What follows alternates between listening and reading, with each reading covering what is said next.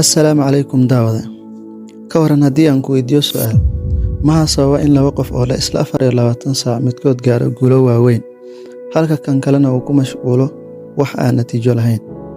Jawaabtu waa mid fudud: maareynta waqtiga. Muuqaalkan waxaan idinkula wadaagi doonaa si aad waqtigaaga u maareyn lahayd, si aad ugu guulaystaan waxbarashada, shaqada, iyo guud ahaan nolosha.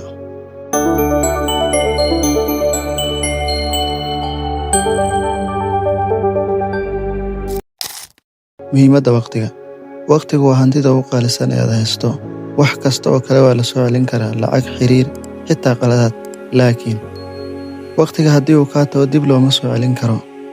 Marka haddii aad rabto guul, waa inaad barato sida loo isticmaalo daqiiqad walba si caqli leh. Talooyin muhiim ah. Deji hadaf cad. Waxaan rabaa inaad hal arrin xasuusnaato. Qof aan meel u socon meelna ma gaaro.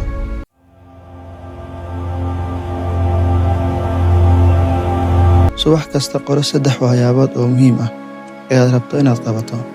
Ku xir hadafyadaada waqti go'an. Mudnaan sii waxyaabaha saxda ah.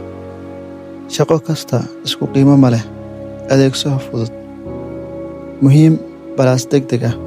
Samee isla markiiba. Muhiim balaas aan degdeg ahayn. Jadwal u samee. Degdeg ah aan muhiim ahayn. Ku wareeji qof kale. Aan muhiim ahayn aan degdeg ahayn. Iskaga tag. Kala qaybi shaqooyinka. Shaqooyin mararka qaar waxay noqotaa culays. Haddii aad leedahay project weyn, u kala qaybi qaybo yaryar si fudud oo la qaban karo. Tusaale, halkii aad qori lahayd maanta waxaan akhrinayaa buug dhan, waxaad qortaa maanta waxaan akhrinayaa 10 bog oo keliya.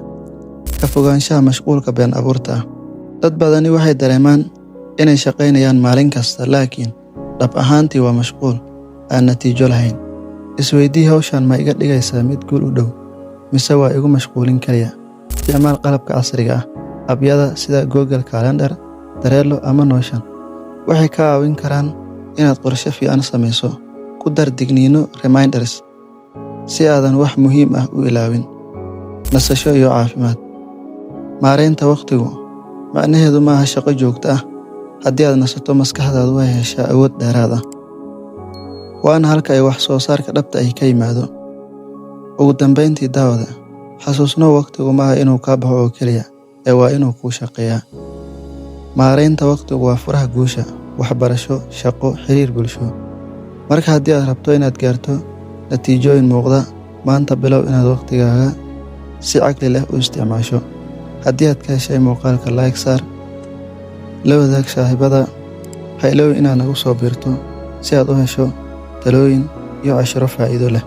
Xasuusnow, guushaadu waxay ka bilaabataa hal qorshe iyo hal go'aan.